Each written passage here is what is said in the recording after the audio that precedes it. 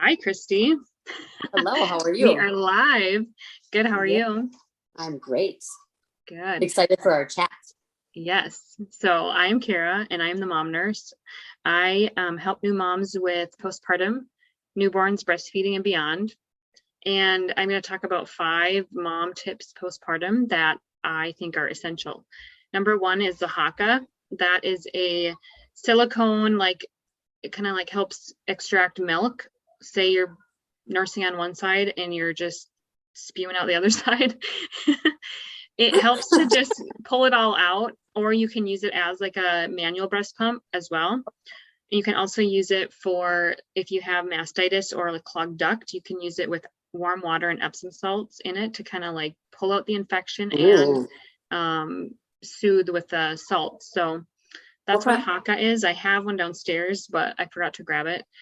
It's basically just looks like a silicone bottle, and then it has like a flange on it, like a breast pump. So Do you use that with every child or just as needed? no, it's as needed. And then I also didn't hear about them until like probably a few years ago. So I have had one for maybe 3 years, 4 years. So I've Okay, only used them for the last 2 babies. And yeah, they're amazing to build up your supply without having to like pull out the whole pump and everything.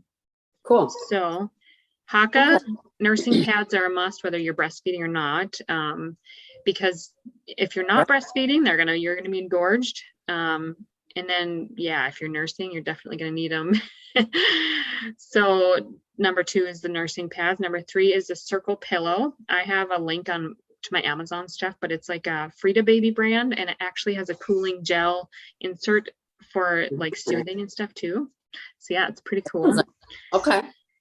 Stuff has come a long way since I had my first baby, that's for sure.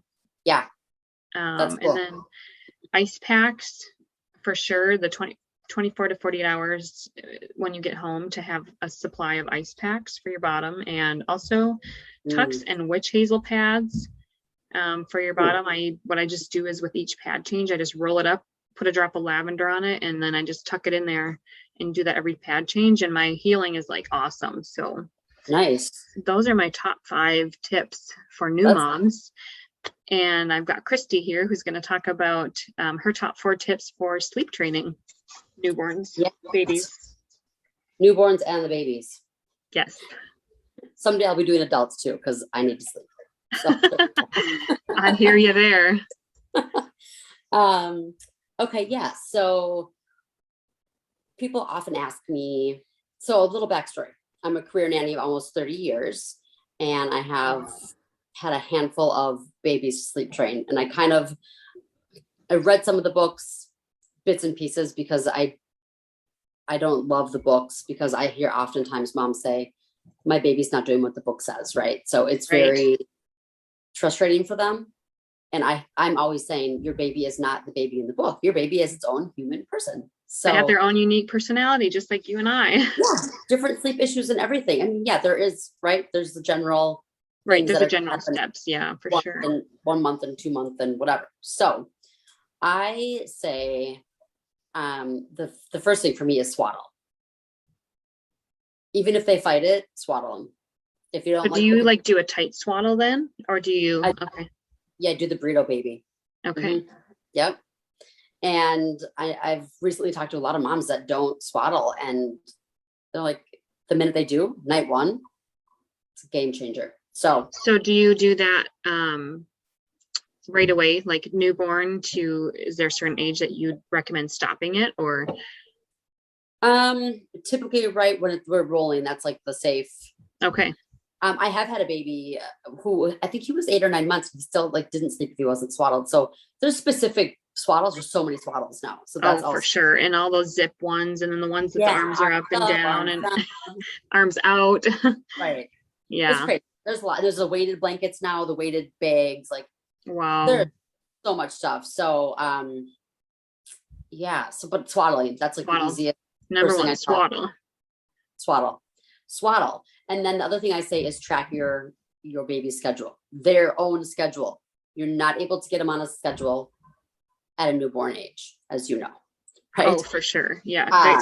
They run their own ship. That's for sure. Yeah, they really do. And the melatonin doesn't even kick in until around 3 months. So Oh, that's they very interesting.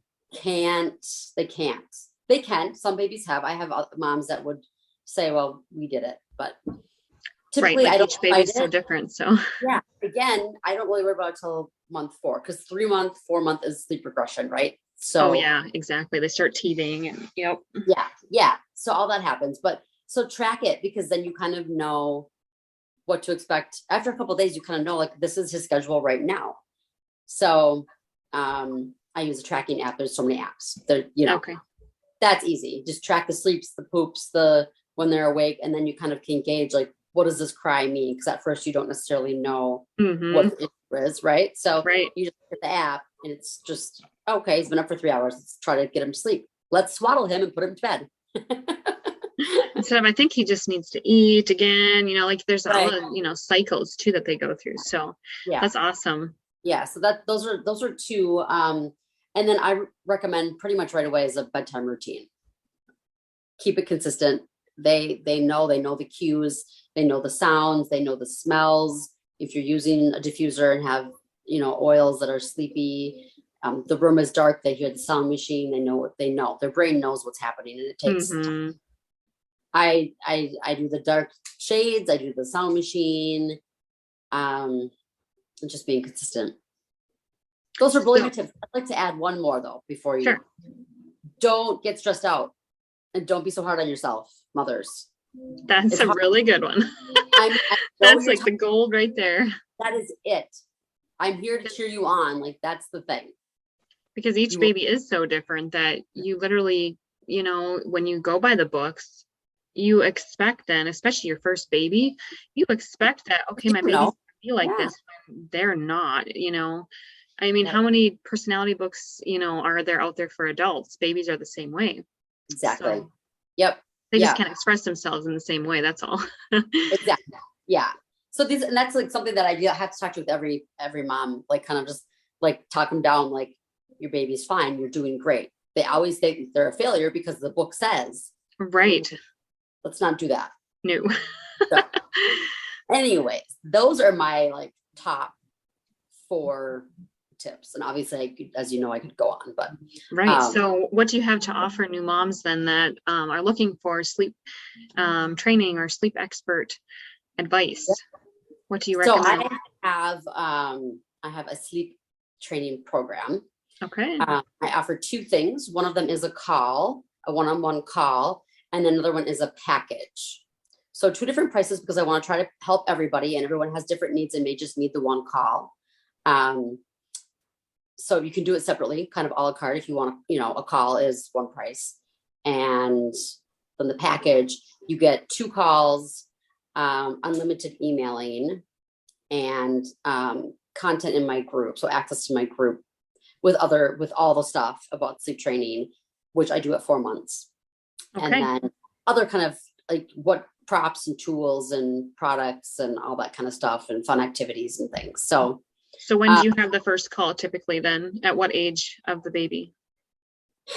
I would say around between 2 and 3 months. Okay. It depends on how the baby's doing. If the baby's sleeping fine and everything's great, that's fine.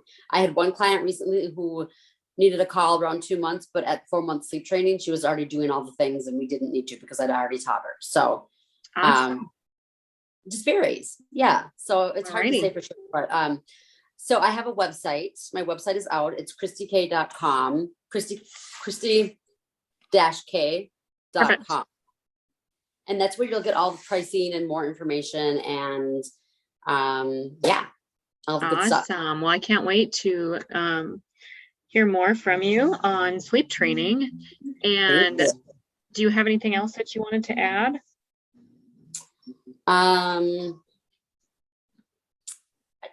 Check out my website because it's brand new.